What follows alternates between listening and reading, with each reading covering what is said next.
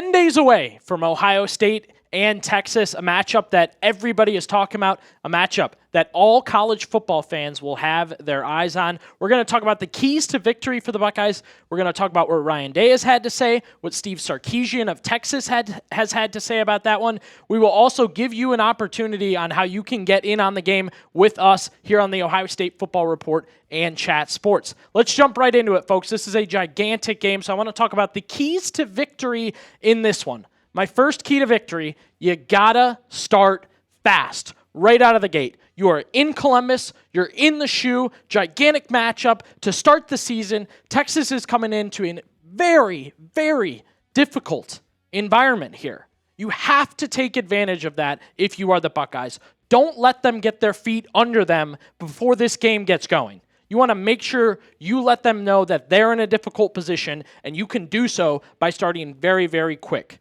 Historically, this game has lived up to the hype every single time. Troy Smith, Colt McCoy, Vince Young, the College Football Playoff, the Fiesta Bowl, 2-2. This rivalry sits at with 2 playoff games and 2 regular season matchups. The names I noted, the Buckeyes winning at Texas, Texas winning in Columbus. This rivalry is absolutely terrific. Like I said, it lives up to the hype every single time. History says that. We have seen it time and time again. As this game gets going, you want to make sure you're in front, you're controlling the game, and if this turns into another instant classic, the Buckeyes are going to want to get out ahead of that and make sure when it turns into an instant classic, they're the ones who got going first and have the edge in this one. Walking down memory lane a little bit there, I love talking Troy Smith. Anytime we're talking Troy Smith, you're going to get me going. I'm talking the Fiesta Bowl, Vince Young, Colt McCoy. I want to walk down memory lane with you. Let me know right now, what season do you think, looking back, you became an Ohio State fan? Maybe you know it by the year. Maybe you know it by the bowl they played in, the result of a certain regular season game, a coach, a player. Let me know down in the comment section, what season did you become an Ohio State fan? The second key to victory for me is stopping Longhorn ball carriers. Texas can run the rock. Starts with the quarterback, Arch Manning. They also have a very good run attack with their running back that we'll get into in just a second. When you're talking about a Manning at quarterback, you're not normally going to talk about running the ball. Arch Manning can run it. They use him as a rushing tool, as a gadget quarterback in the past. Now he's the starter, and you should absolutely expect for him to run the ball in Columbus. You have to be able to shut that down. You have to be able to stop that. That's going to be a big part of their game. Obviously, he's going to throw the ball. Obviously, Texas is going to try and air it out. He is a Manning. He's got the arm.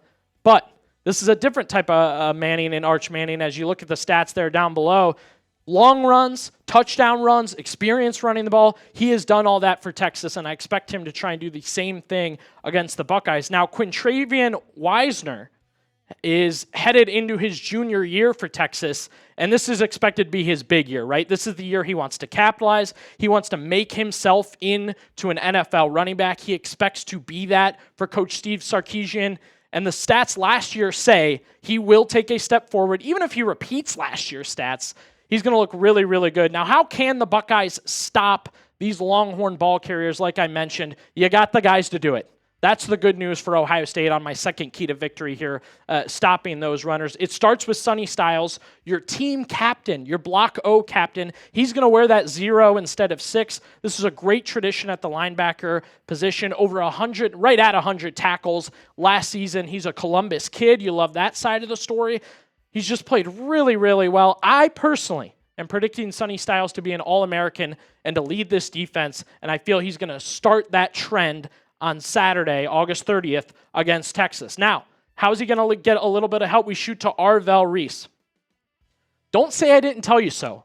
I am telling you who Arvell Reese is now, so as the season goes on, you can be in the know and said, I heard about this guy in the Ohio State Football Report preview of Week 1. Shout out Cleveland Glenville, all the Cleveland people. That's where he's from. That's where he played his ball with Ted Ginn Sr. Was a defensive lineman, and James Laurinaitis demanded that he be a linebacker.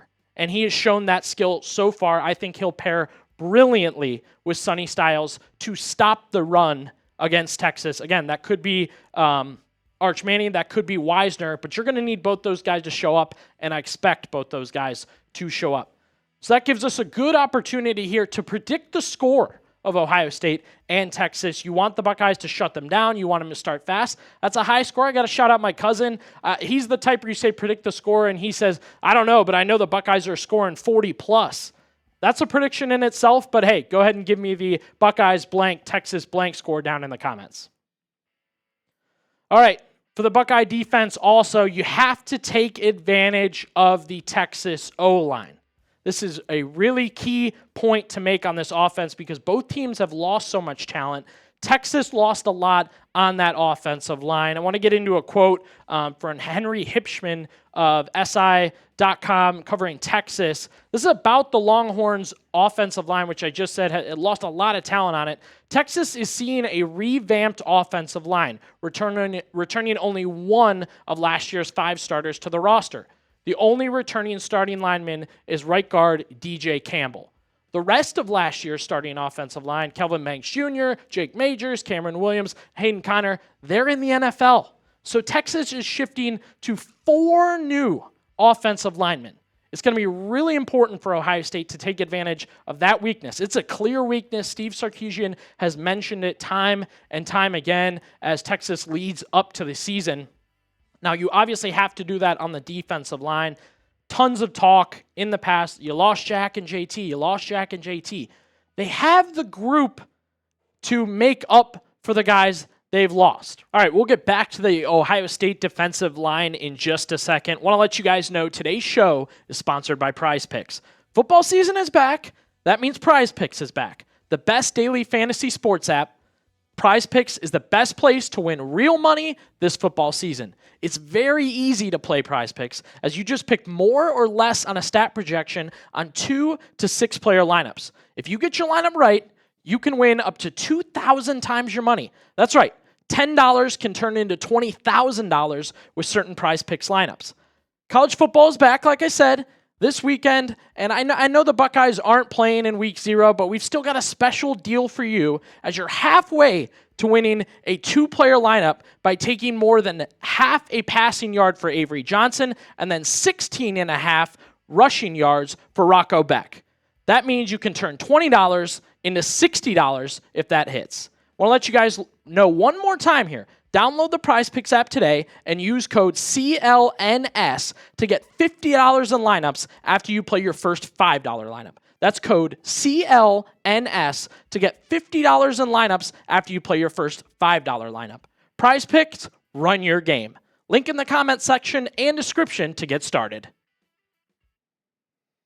Great stuff there. As I was saying, you've got the guys to replace Jack and JT as a unit. Looking at the list here, including 3 seniors. I do want to note that. Kenyatta Jackson, who's already been noted as a possible first-round pick by other players in the Buckeye locker room. Caden Curry, who's got all the Buckeye experience you could ask for. And Bo Atkinson, who has performed at the Division I level for North Carolina for 2 straight years now. He's headed into a gigantic senior year, and I expect him to show up and show out for the Buckeyes on the defensive line. And again, I want to assure everybody, I understand the talent the Buckeyes have lost. It's tough to make up for Jack and JT.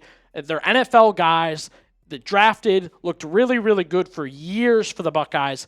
That group can make up for it. I didn't even mention CJ Hicks, some younger guys that are going to get their shot to step up and make a difference on the defensive line. So yes, you don't have the gruesome twosome of Jack and JT, but you've got the talent to kind of step in here and make up for those guys and make a difference. So I do want to mention here, I let you guys know earlier that you can get involved with us for the Ohio State-Texas game. When you subscribe, you can join us for our watch party. That's going to be, we'll do it at 11:30, just before the game starts. Go live with us, interact with us, leave chats. We're going to react to the game. We're going to have play-by-play of the game. So you're going to see me hopefully not crash out. I want to have some fun during this game. I've got play-by-play experience, so I'm excited to get back on the mic. I think you have so much fun to be had with the atmosphere. The Big Noon Kickoff crew, we'll leave some side comments about those guys. Our first look at Dave Portnoy. When you subscribe, hit that alert button. It'll let you know, hey, we're ready to get going. The watch party's happening. Jump in, leave a comment, all that. A lot of fun to be had, so make sure you subscribe and join us for that watch party. Steve Sarkisian had plenty to say about this matchup, just as I had, and so many here in the chat sports office has had to say today. he wanted to talk about Julian Sayin the other day when he was named quarterback one. Don't worry, we got positive stuff here from Coach Sark about Julian Sayin. He actually has a little bit of history with Julian. So taking a look at that quote here, ton of respect for Julian. We recruited him hard. He was a really gifted passer, really good player. He came to camp with us, and I want to say 2 years in a row. We've got a lot of familiarity with him. So Sark talks about the talent there, notes the fact that he has history with him, almost acknowledges that, hey, this is a quality quarterback. This is a good quarterback. I understand for Buckeye fans, they just want to see him, right? That's the biggest thing. It's a tough week one matchup. It's a big week one matchup. Everybody wants to know, what's he going to do? I have a measuring stick here. 225 passing yards for Julian Sayin against Texas. I want you guys to let me know down in the comments, could he go over that, or do you think he'll go under that?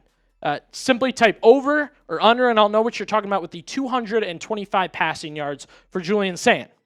Sticking with the new QB1 of the Buckeyes, how much more do we need on this guy? I'm still seeing a little bit of the hasn't played any football. We don't know too much about him. He's a 5-star, but he hasn't played football in a year, essentially, sitting out the year before and just kind of learning as a Buckeye in that scenario.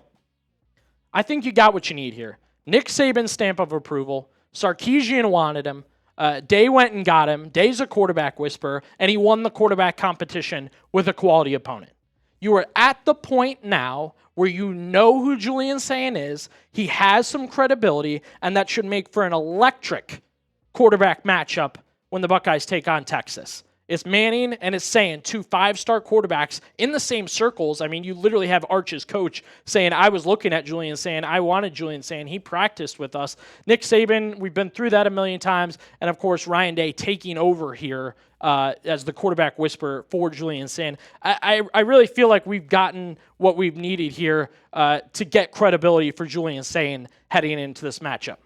Just mentioned Ryan Day a little bit there, and I do want to give a quote from him because I've said this many times. Ryan Day called this game a monster, right? You probably heard me say that a few times. I want to give the exact quote here because I think it hypes the game up, and I think it hypes the preparation from the Buckeyes up. So we'll take a look at it here. And we certainly know in the first game that we got a monster. So we have to make sure that every single day, every play, every meeting is on point going into this first game. A monster. That's what he calls the matchup with Texas. 1 verse 3, the history behind it, big noon kickoff, week 1 of college football. Monster's right. Monster is correct. That's the best possible word to use for this game. And again, you can be a part of it with us. Subscribe to the channel, the Ohio State Football Report by Chat Sports. Hit that subscribe button. We're going to have a watch party 11:30 before that 12 o'clock kick Eastern time. Again, you can interact with us, leave comments. You can watch me do play-by-play, react with me as those things happen. So be sure to subscribe to the Ohio State Football Report.